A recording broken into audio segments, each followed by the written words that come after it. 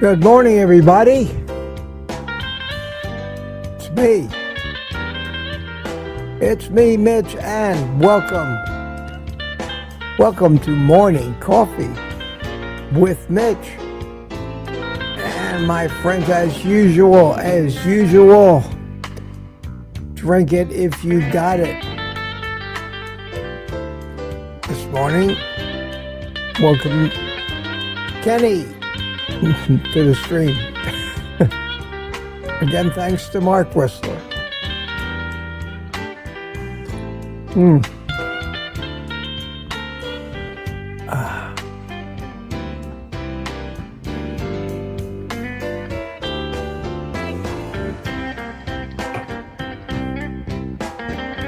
I want to show you something.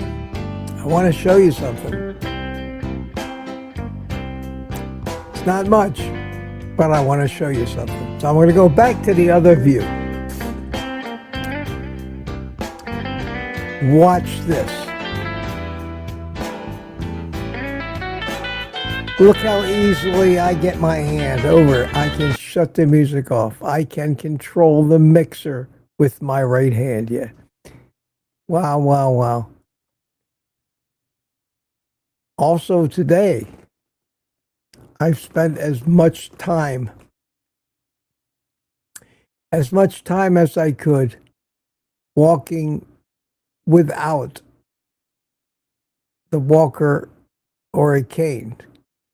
I'm still a little shaky, but every morning I just expand it a little bit. It's been over 3 months. 3 months and 4 days now. I've been contemplating, and maybe that's not the right word, not contemplating, but thinking about the percentage of my life just focused on recovering from this stroke. And it has dominated everything, and probably will. YouTube comes second. The most important thing for me is recover from this. And every day I try to stretch out a little more and a little more without risking injury or a fall. The reason I'm telling you this is I've been up this morning since 5:30. I have been active, moving around, doing a few exercises, stretching, walking.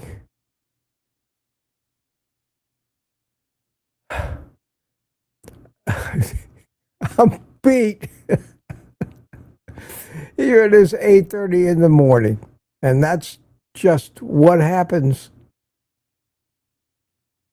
You use so much more energy trying to do anything physical during this recovery period that the amount of energy I'm used to having from being a carnivore just isn't there. It isn't there.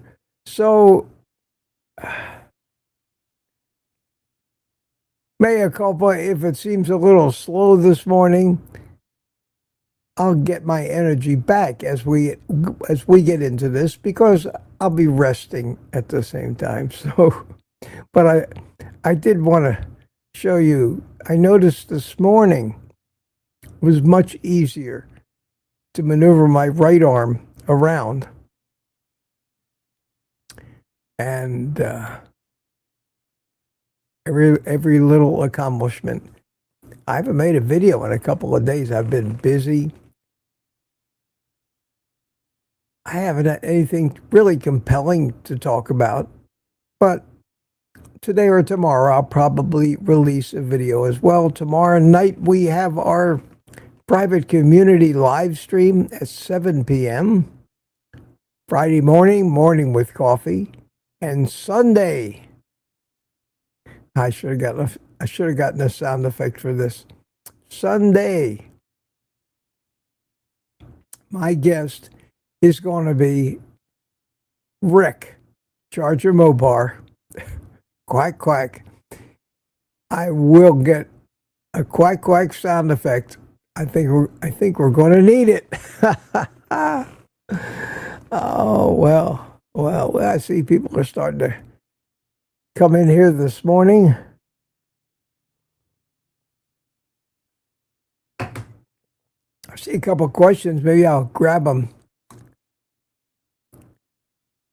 I saw one from Sandy Blythe. Did the plumber come? Yes. Yep.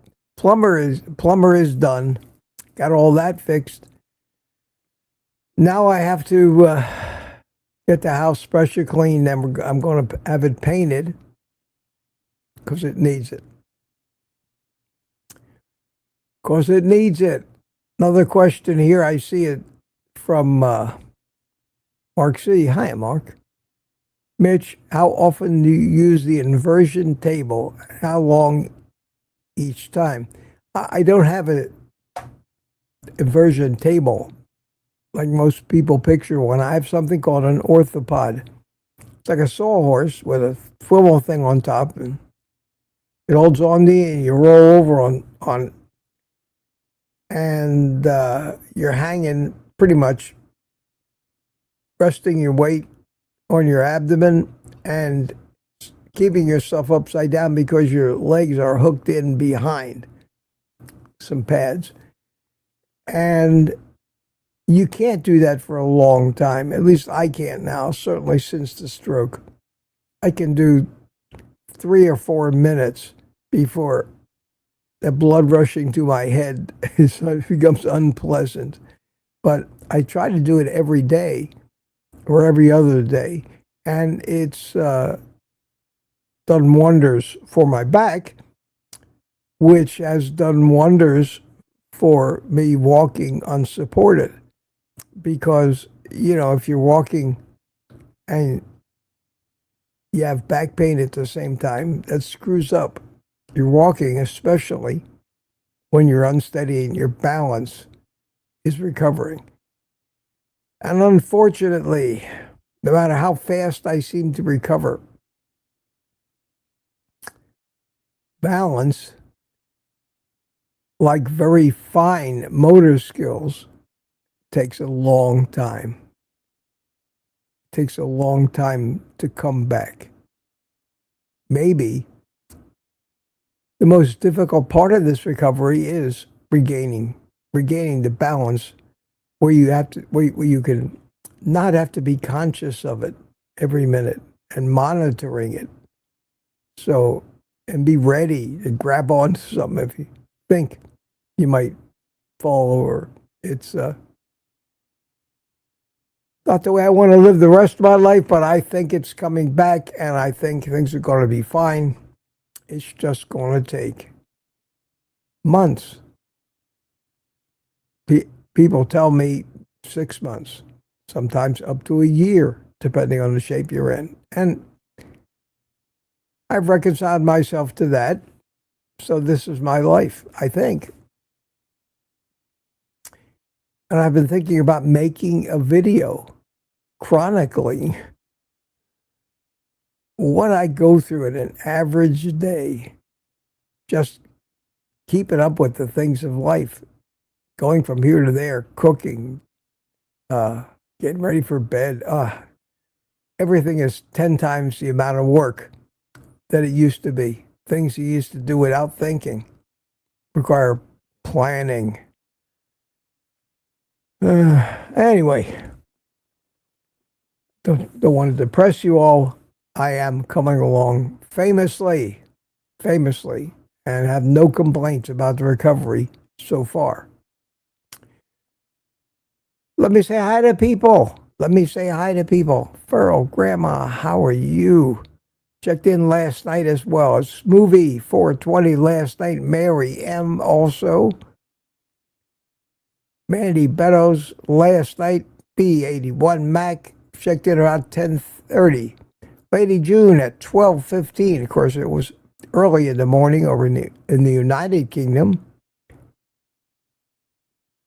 Sandy Blythe at 1. I got 18. And the insomniac himself, Peter, checked in at 3. I'm reading that right. 3:19 in the morning. Followed closely by Lewis. No, not so closely. Lewis checked in at 7. So Lewis got some sleep. Glad to see it. For Grandma checked back in this morning. Cliff Medina was here at 7:30. Rick, rainy Miami. Yeah, I saw it on the weather map this morning. It's been rainy here in Florida, which is a good thing. If June is dry in Florida, we have droughts, wildfires. Only thing the rain's doing is it's screwing up the guy that needs to pressure clean and paint my house. So what's new? Rick says perfect duck weather. And Thomas is here. Hi, Thomas. He missed yesterday. Went for a walk. Bacon Baby. I like that name. Hi, only about 40 minutes now. Coming at 7:42. Thomas again. United Carnivore. Mike Sealy Jr. from Tampa Bay. I checked in and said good morning. Jerry Graham. Hi, Jerry. How are you? Good morning. Rick is back. He's with us this morning. Smoothie is back. Mike Silly Sr. is here. Kathy, Florida. Good morning to you.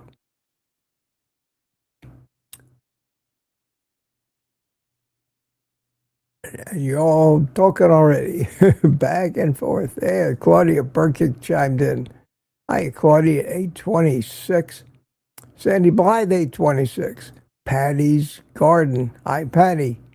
Hi, Patty. How are you? Aaron. Good morning, Aaron, at 8:29. Drink it if you got it. Okay. I'll do that.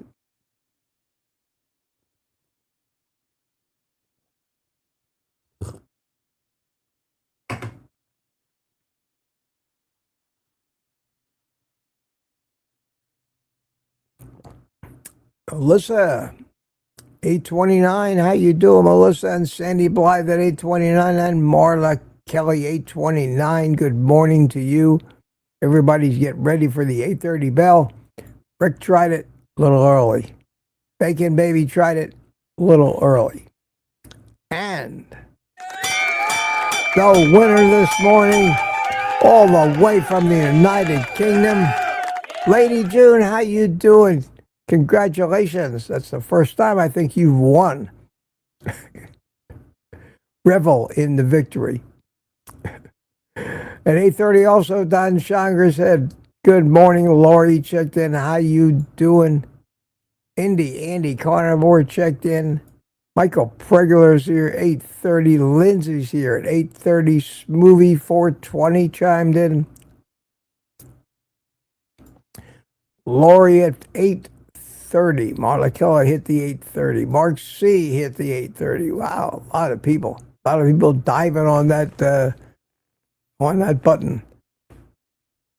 Life After Carbs is here. How you doing? And Peter, pardon me, still within the 8:30. Bacon Baby within the 8:30. And the first at 8:31 is Rick Charger Mobar. How are you? How are you? Just tired, folks. But it's a good tired. It's a good tired. It's kind of like the tired you get when you're on the way out of the gym. Actually, it didn't work that hard, but I got that tired. Lindsay's with us. Hi, Lindsay. Good, drinking her electrolytes. And who haven't I said hi to? Lewis Lotito from New York checked back in this morning. How are you, Lewis? Good to see you. Good to see you. Let me say hi to the new people.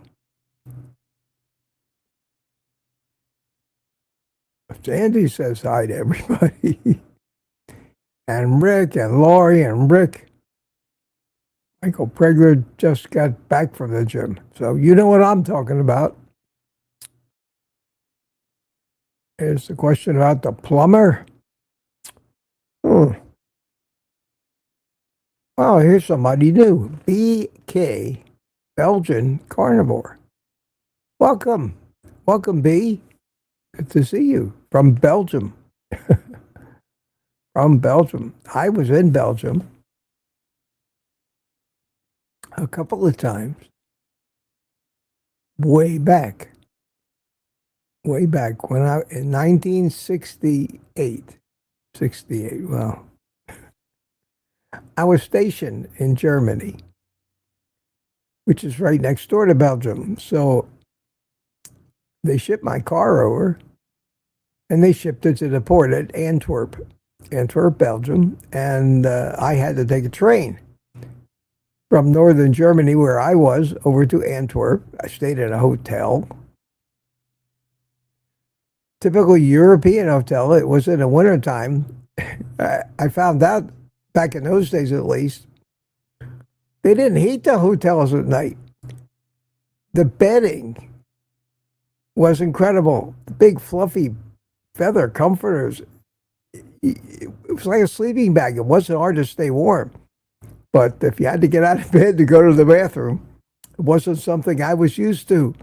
But I stayed overnight there, picked up my car the next day, drove back to my base in northern Germany. And when you're in Europe, most people don't seem to realize that the countries over there are probably as big as states are over here. So going from Germany into Belgium was kind of like going from Florida into Georgia. They're both big states. If you went from the top of Georgia all the way down to the Keys, you had a hell of a trip. So it wasn't that big a deal. I think it was a 3 or 4 hour drive back to my base. Most of it was on 2-lane roads through beautiful countryside. It was an incredible experience. The second time I went to Belgium was to go to a Grand Prix race at Spa, Belgium. And that's where I first got introduced to the way the Belgian people make French fries. And they make the best French fries in the world. Not something we spend a lot of time talking about here, but beautiful country. Just a beautiful country. You're very lucky. And who else? Who else checked in? Terry Sue, good morning. I'm still getting used to the time. Well, I appreciate the effort, Terry. That's fabulous. That's fabulous.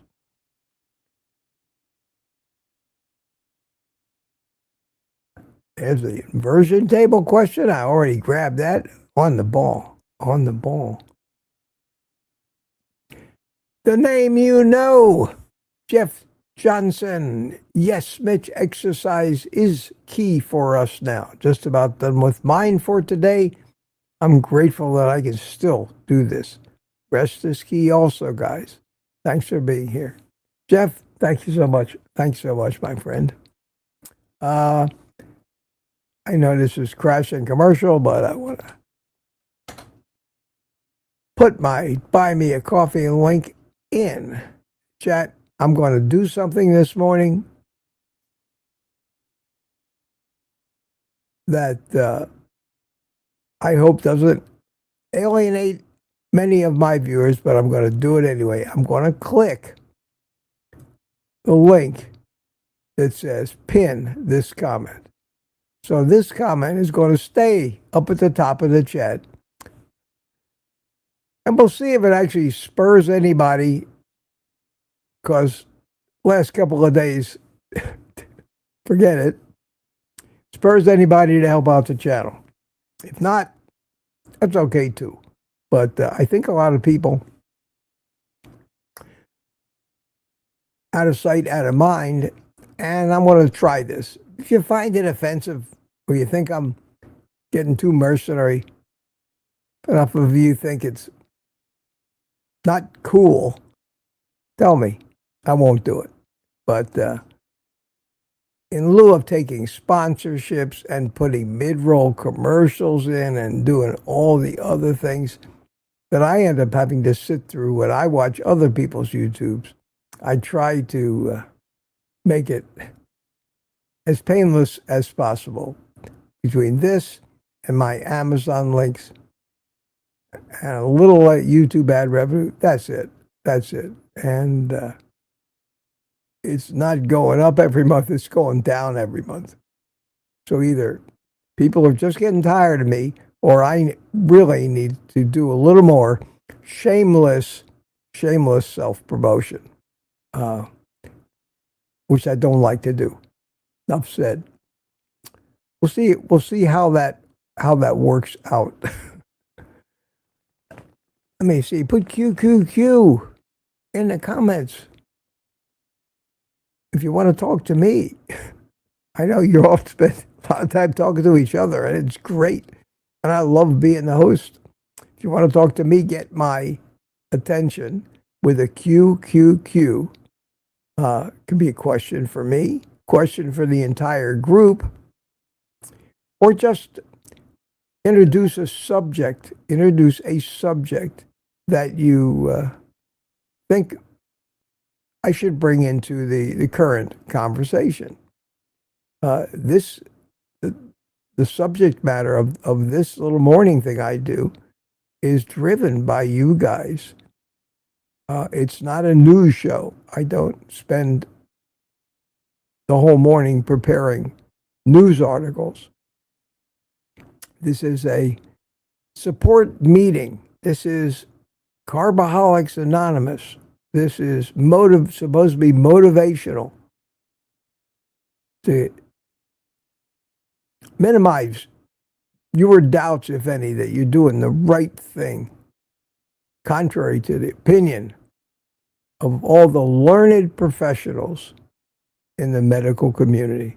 This morning I was watching my little 5-minute dose of the news, and that's about, honest to God, that's all I can take, just for so many reasons. I can't stand the commercials. Lawyers. Used to be mostly car dealers. That has changed. Now it's lawyers and mostly hospitals and pharmaceutical company commercials. They have taken over.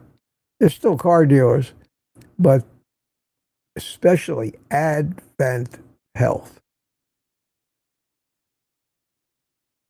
Advent Health is monopolizing the advertising on the morning news right now.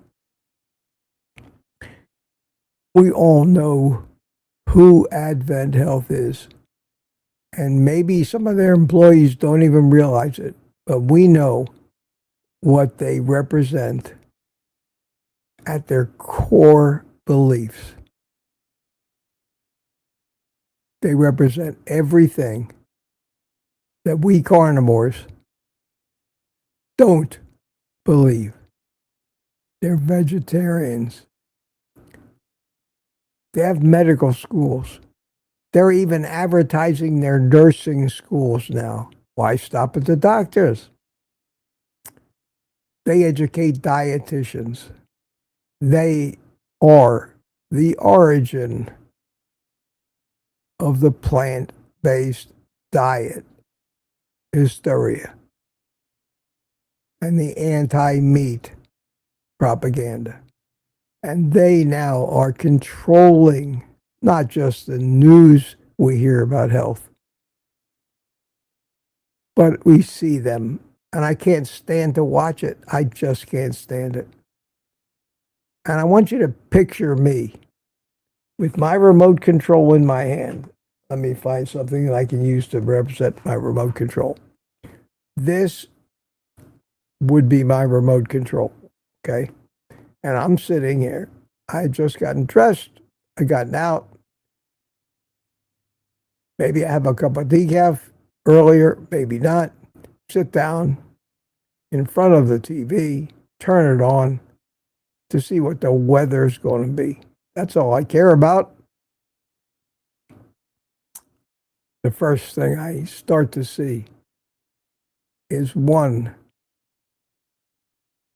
of these commercials after another, and a string of news stories about home invasions, carjackings, murders, fraud. So it becomes the morning crime report, brought to you by Advent Health and Morgan & Morgan. We all know who they are. They're right here. I know they're where you are too, but this is where they started. I grew up here in Florida watching Morgan & Morgan commercials. And I got my remote. And after about 5 minutes, I just say, I point the remote to TV and I say, "Get the hell off of my TV." Bam! And shut it off. And I can't take any more of it. I don't know why it aggravates me so much. But one of these mornings, I have to put a camera focused on me before I turn on the morning news and let you witness it for yourself. Let you hear what I hear every morning. The garbage, the crime, the depths of humanity, brought to you by the vegetarians at Advent Health, who pretty much are working towards owning the entire healthcare system. Why do I do it? Why do I punish myself? I have to know something about what's going on. I'd be pretty boring if I came on here in the morning and said, "Hi, it's me, Mitch. Drink a coffee." I have no idea if the sun even came up this morning. What do you want to talk about? I can't do that. I can't do that. I can't hide from it. If it's coming, I want to know what's coming. Try to defend myself against it, whatever it may be, political. God. Ames B says, absolutely agreed. Lindsay's laughing. Peter says, who's going to be the first one to buy Mitch a coffee? Well, let's see if anybody did yet. Yes. Peter, in answer to your question, and I will thank you so much for this. The first one to buy me a coffee this morning was Jeff Johnson, the name you know. He says it's not how many times you get knocked down, but how many times you get back up and back in it. Jeff, that's a very wise thing. If Jeff bought me 3 coffees, thank you so much. Tanya, Tanya, what a sweetheart. Tanya Kitchewich bought me 5 coffees. This is my way of giving back just a little to all of you, that all of you gave me. Got me through some tough times. Still the coolest, Mitch. Tanya, thank you so much. John Beatty. He also bought me 5 coffees from John Beatty. Mitch, keep doing it, man. See, now you guys bring tears to my eyes. Thank you so much. Thank you.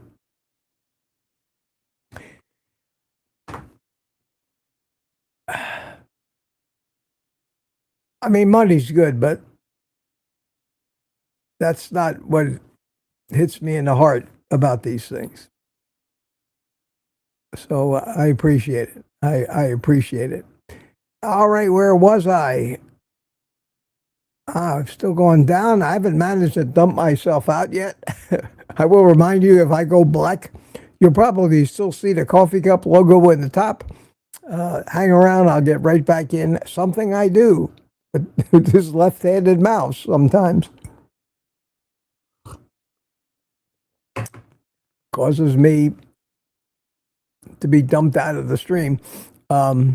It never happened when I was working mouse with my right hand, but I'm not quite ready for that yet. I can, however, zero into that push button for the music and sound effects with my right hand, which is nice. Another thing I'm doing, which I haven't been doing, It's interesting. You don't realize little things like that, like this. But I, up until a day or two ago, when I was sitting in my chair, I'd have my arm down here in my lap because just keeping it elevated up on the armrest, believe it or not, was more work for me than to keep it down in my lap. And then to reach the mixer, everything I would do is I would push the buttons and do all this with my right hand, my left hand, excuse me. I didn't realize it. Yesterday, I realized I'm keeping my arm up here. And since I can stretch my arm now without a lot of effort and of the accuracy of finding the button with my finger, that's a little finer motor control, or working one of these sliders here up and down, which adjusts the volume. I still don't have a lot of finesse on the sliders, but I can do it. So it's these little tiny additions to my range of whatever I can do. I sat down at the piano last night again, and I found that I was a little better than when I made that video last week.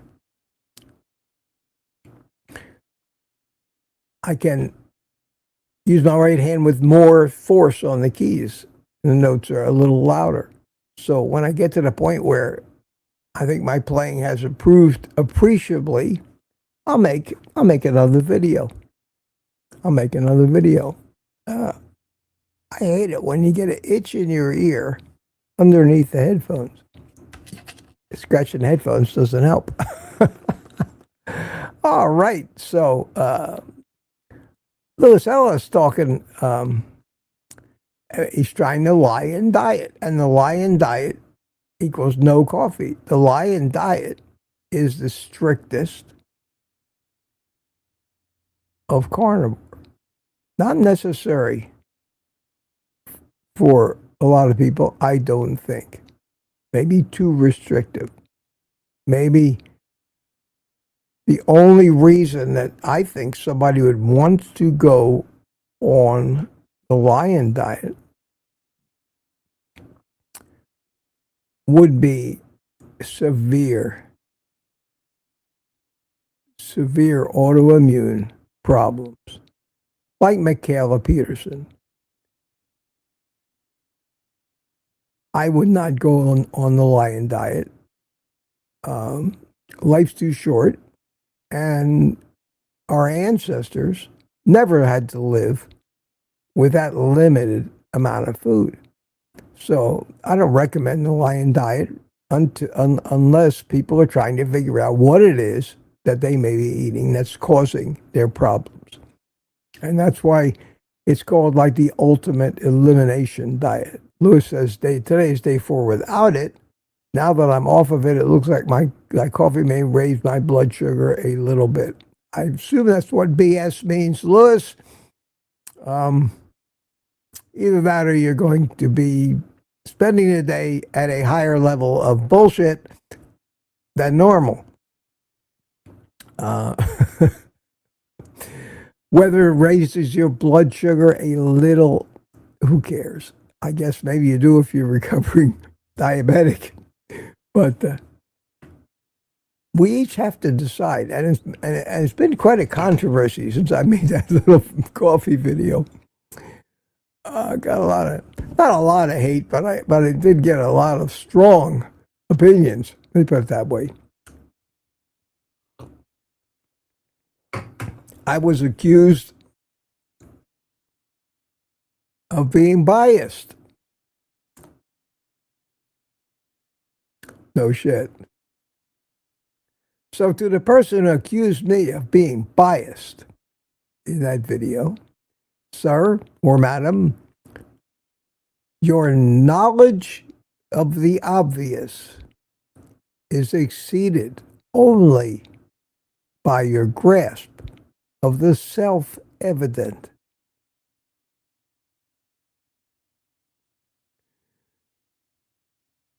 Anybody among you think I was trying to be not biased. And this was not a scientific study. I've said it no fewer than 5 times, and that maybe more. This is my opinion. You have to figure out for yourself whether you want coffee or not. I was not paid by the Coffee Growers Association or Juan Valdez to sell coffee. And yet somebody out there accused me basically of being biased and bought off. I don't care if to this fella or girl, I don't care if it means nothing to me whether you drink coffee or not. I've done my research, and my research along the lines an opinion of Ken Berry and other noted people think that it's not going to hurt you. And if it does hurt you, it's going to be negligible. Isn't life like that? And if you really enjoy your coffee, even if there's a little compromise, enjoy your coffee. I've seen,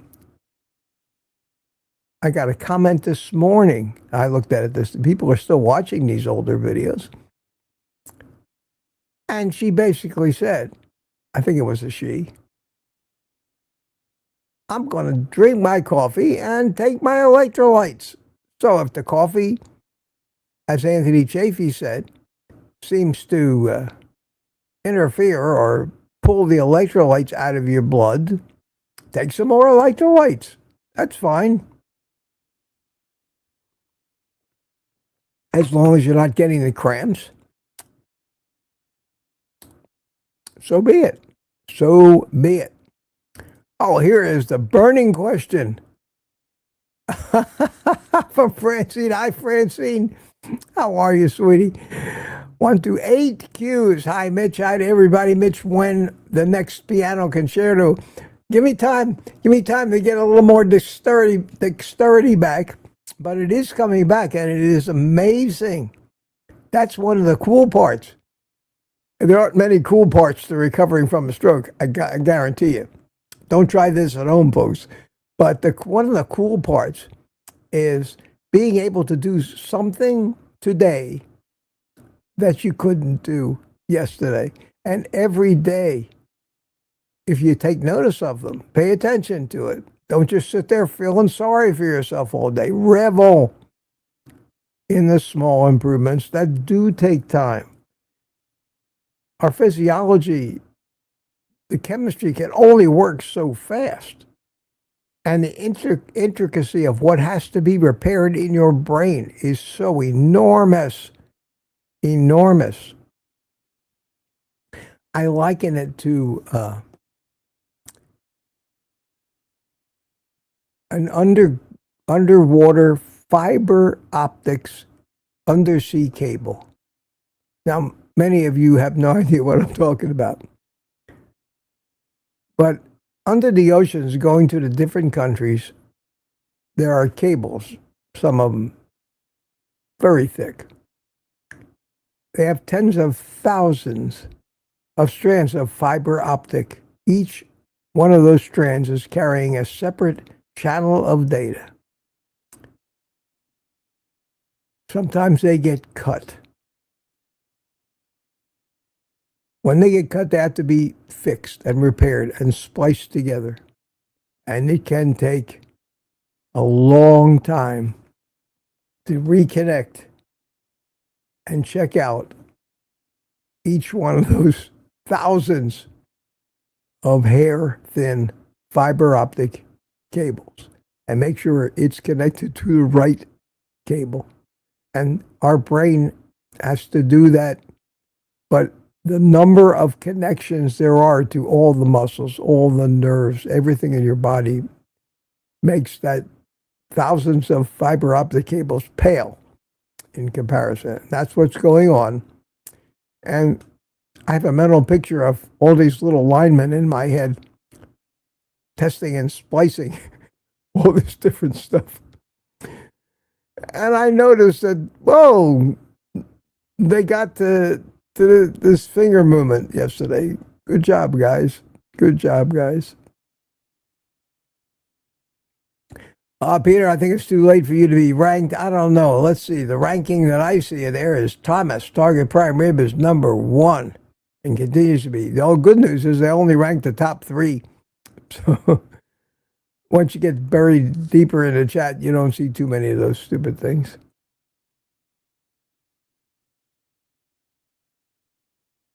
Looking for questions. Looking for questions.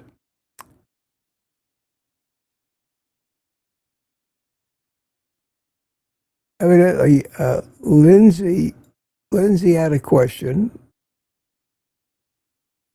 that I missed because it didn't have the QQ. So let me go back here because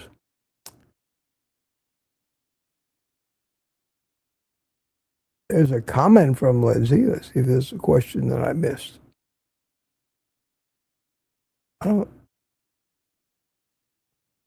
Oh, Lindsay, how important is it to test blood sugar? Depends on who you are. If you're a diabetic on medication, whether it be oral like metformin or injectable like insulin, it's very necessary to test your blood sugar. You need to keep track of it because you don't want to find yourself going off either end. They're hypo or hyperglycemic. Both of them can lead to death or coma. So it's very important. If you're non-diabetic and your last A1C hovered around 5, like mine does, 4.9, 5.0, there's no need to test your blood sugar. Who cares? Who cares? And especially if you're not eating carbohydrates, then there's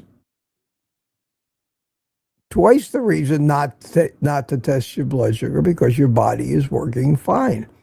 So unless you feel yourself with extremely low blood sugar, ready to pass out, craving candy bars, or you end up in a diabetic coma because your sugar surged, there's no need to check your sugar. But if you had any problems, you're pre-diabetic.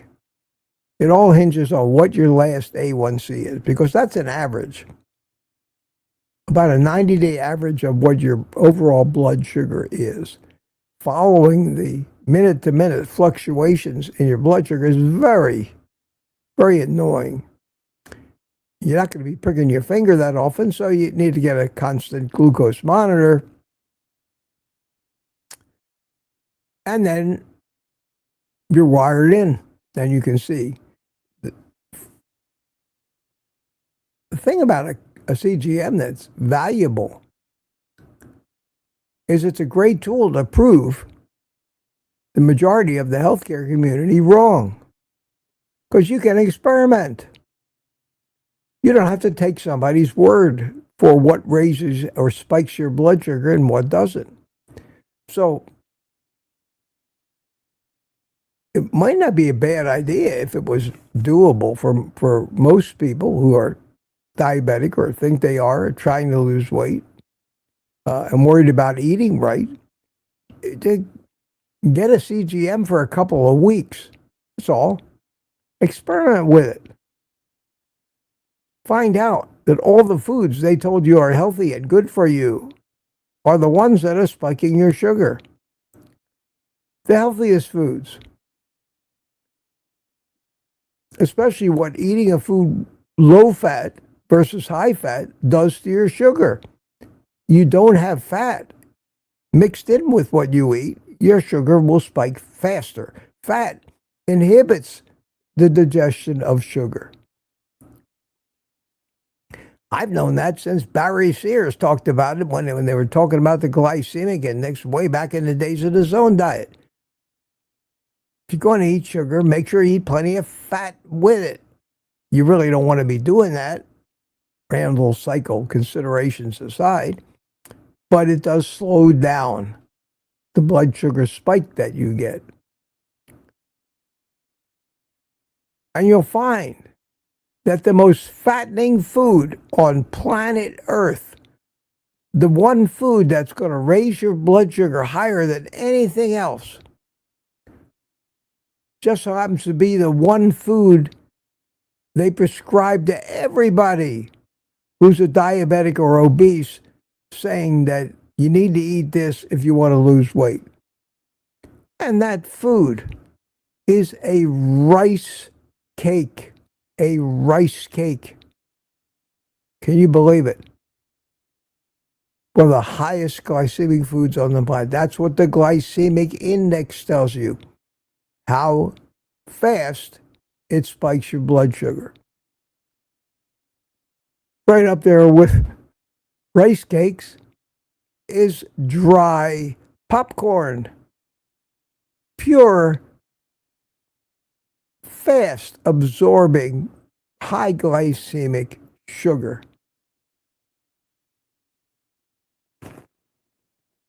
Get some which. Tanya, look over on the right there.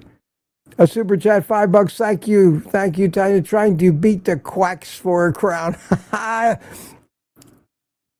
Okay, we got a competition now. You got to be here early and often. Early and often. So these foods that really spike your blood sugar just so happen to be the foods that the health gurus among us in the medical community and dietitians are telling you you need to eat these things. Now, let me tell you one thing you can do to make popcorn and rice cakes less glycemic, less blood sugar spiking. It's very simple. Douse them with butter. So yes, buttered popcorn is better for you than dry popcorn. Butter bread, butter rice cake is much better for you than a dry rice cake. This is also part of the reason, explaining the French paradox, why the French with the highest fat diet in the world seem to have 1/7 the rate of heart disease and diabetes that we do. That's one of the things that Ansel Keys couldn't figure out, as he was just eliminating France from his 7-country study. The rocket scientists concluded, well, it's because the French drink wine, and launched the wine industry with that proclamation, telling people how good for them it is to drink healthy wine, at least a glass a day, with all those polyphenols and other phytochemicals. It's a fraud based on misinformation. The French are healthier because they eat a lot of fat, period. And when they eat carbohydrates, they douse it in fat. They bake fat into their pastries. Anybody ever eat a croissant and have it drip all over your chin? That's butter. It should be obvious to anybody that has any observational skills, but it's not. And it goes against the agenda of Advent Health. So when you're in the hospital, they feed you sugar because they think it's healthy for you. And then they come around, prick your finger, and give you your 10 units of insulin to counteract the high blood sugar. But no, I don't think you need to measure your blood sugar unless you have an absolute reason to. Say for maybe a couple of weeks experimenting to see what it is that spikes your blood sugar, to see who is telling the truth and who's spewing propaganda. Well, that really cost me about 10 minutes in my search to get through the chat here. I am up to 8:38. My God, I'm so far behind. All right, I got to hurry, guys, because I always do it. I always do it. I fall into my own trap. Let me see what we're talking about right now. Give me a second to read, to get myself caught up to date. Yes, 111's here. How you doing, my friend? Good to see you. Rick is down to number 3 now.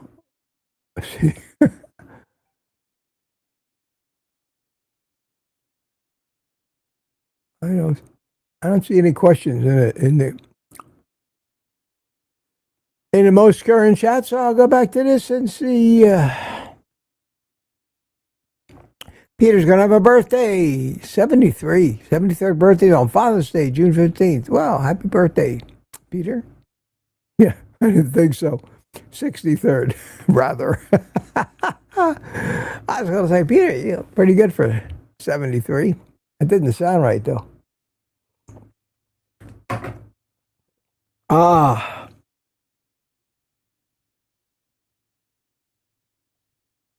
Bacon Baby bought me a coffee. It says, there it is. Thank you, Bacon Baby. You are an inspiration, Mitch, she said. Well, thank you so much. Thank you so much. Appreciate it.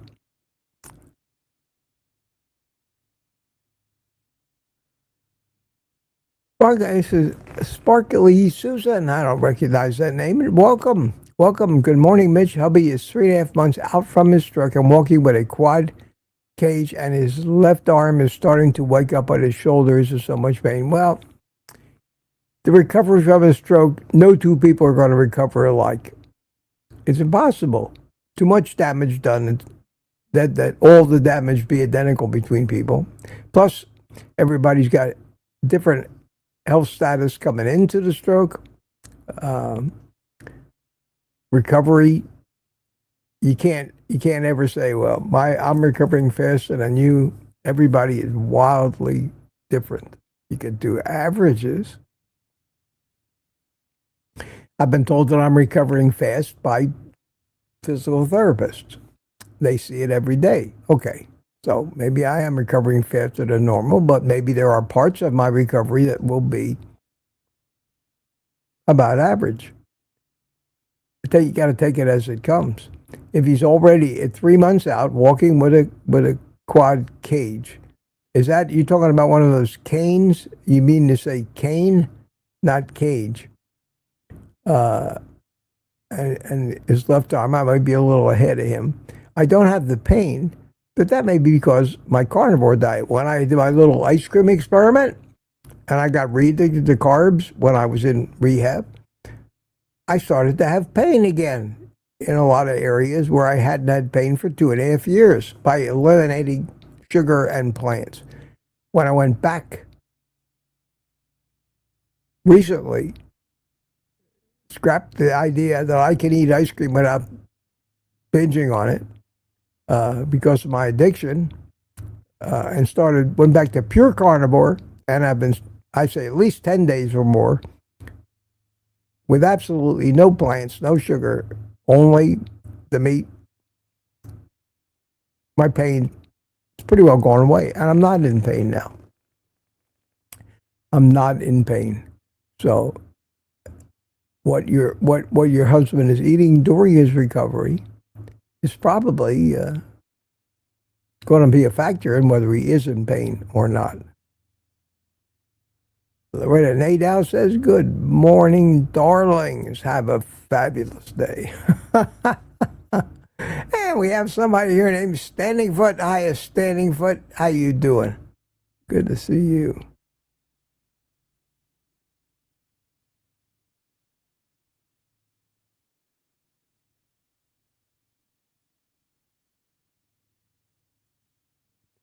Let me try to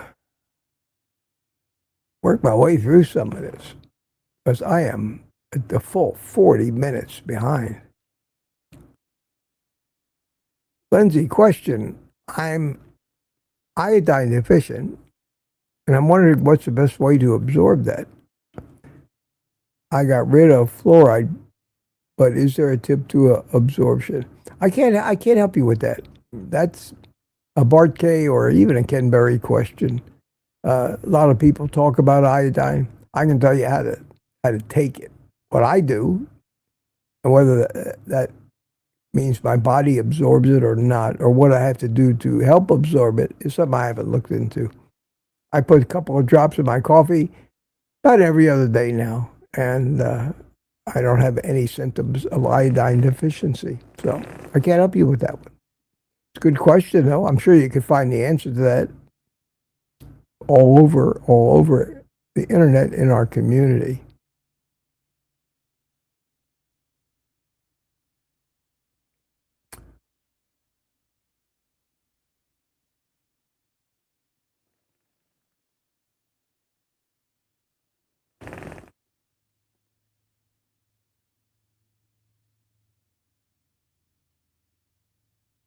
Simpson Johns, how you doing, Simpson? Good morning, all.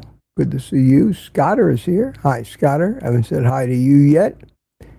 And it's almost 9:30 already. Wow.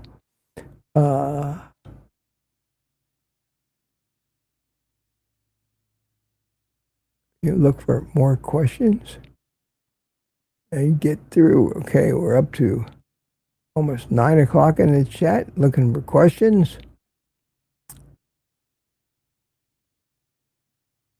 Standing Foot asks the crowd, who's into beef, butter, bacon, and eggs?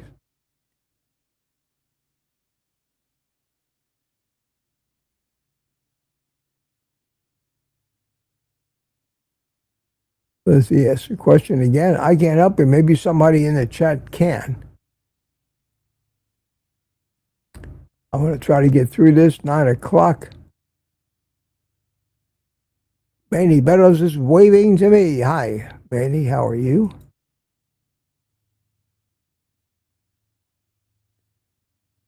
Barry Simon. Howdy, Mitch. What sports and or games have you played in the past? I'm not a game person at all. I play no games. No board games, no athletic games, no basketball, football, hockey, squash, none of it. Never was athletic. Just how I am. Barry, so I didn't play any sports. No golf, no nothing. The closest I came to athletics is a gym, trying to build some muscle and walking. And that's about it. It just hasn't ever been in my wheelhouse. I've never been good at it. I didn't want to be. I don't watch it on TV. I don't care about it. That's just me. I don't find fault with anybody that does, but I'm just not interested. Like most people are not interested in the oddball things that I'm interested in.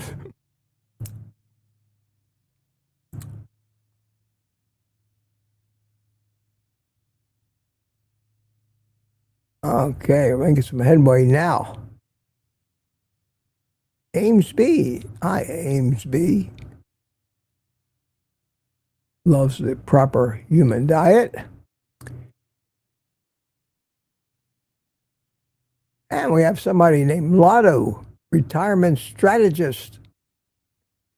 And he's been talking to everybody. And he has an autoimmune disease, eliminated eggs, and now almost all dairy is gone. I love eggs myself and eat at least 5 or 6 of them every day. But I've never been much for dairy, and I understand why. Dairy does not like me, evidently. I just learned that again with the ice cream thing. I find it very addictive, and I'm best staying away from it. We're all different. We're all different. Let's see here. Who we got that I haven't said hi to? Lindsay says she's dropping eggs. Just can't stomach them. Try making them a different way, maybe. I don't. The only way I'll eat an egg is an omelet. Sorry. Or scrambled, which is basically just a mixed up omelet. But you put anything that has a runny yolk in front of me, and I will run the other way. Everybody is different. We all like it different. The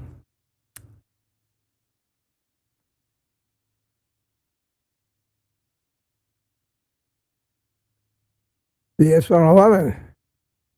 I concur. I concur, my friend. Every day is bacon day for me. Meat candy. It's as close as I get to candy anymore. Lizzie says we should build bacon houses and submit them for judging to Mitch. Yeah, if you submit them in person, they might not make it to the judging. I may eat them first.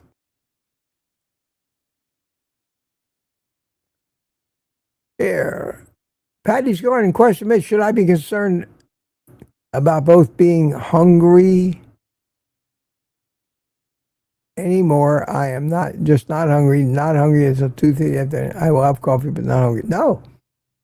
Not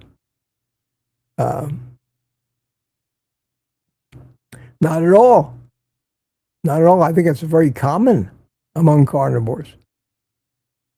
Your appetite is suppressed most of the time. And when you do get hungry, I've said this many times for myself, when I get hungry, I don't get hungry, hungry, starving to death. That the most hungry I get is, and I said it before, somebody asked me, you hungry, Mitch? I say, well, I could eat. That's about it. I could eat. I think that's the way it's supposed to be. I don't think we're supposed to be 24/7 in need of stuffing things in our mouth. Our ancestors never lived that way. I think we're supposed to be able to go days without eating and being tortured by hunger. It's not normal. We've done that to ourselves as a civilization over the last 10, 15,000 years since the agricultural revolution and the introduction of mass quantities of carbohydrates, which is survival food. And people living primarily on survival food can't turn off the impetus to keep eating it because we're programmed that way. But the real food, when you eat meat and eggs and stuff like that, it does, the satiety hormones flow, and you're not always thinking about food. Now, the reason these GLP-1 drugs work is that they trigger that response through a drug. The jury's still out on what this is going to do to the human race over the long term. We have just begun to find out the dangers of, again, fooling with Mother Nature.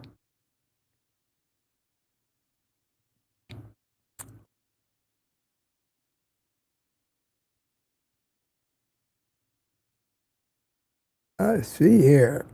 9:13. I got to get going here this morning.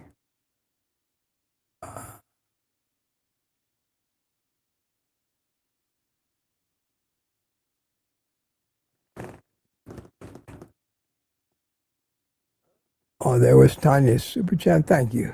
Thank you, Tanya. Very nice of you. Any more questions? Going to have to cut it here pretty soon. I've got, once again, expecting people to come work on my house. And most of the time, I'm ready before they are, but I don't like to be late for anything. Patty's gone. Yesterday, I had 3 eggs at 1 p.m. Then not interested in eating anything all day. Finally, about 2 a.m., decided maybe I should eat something. So I had some hamburgers. Now I worry I'm not eating enough. It's possible. I think if you're really not eating enough, you're losing weight too fast, and you're getting emaciated. Yeah, you might want to eat a little more. But for most people, it seems like your hunger's working like it's supposed to. We don't need to eat all the time. we don't need to eat every day. You have to look at the clues. So maybe one of the days you're not hungry, fast for a day. You'll be hungry tomorrow. That's my opinion. I don't know you well enough to know if there isn't something else that needs to be addressed. That's always the problem. I can only talk in generalities.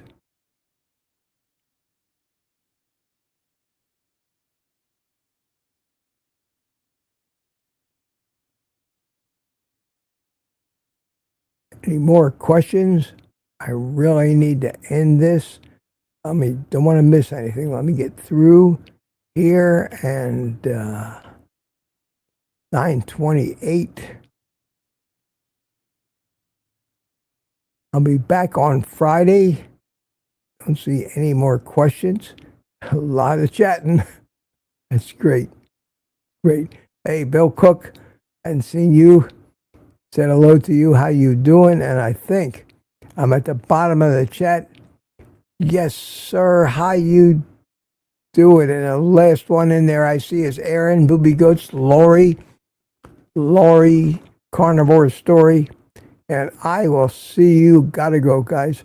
I will see you. Little happy music to get me out of here. I will see you on Friday morning at 8:30 for Morning Coffee with Mitch, and tomorrow night in the private community.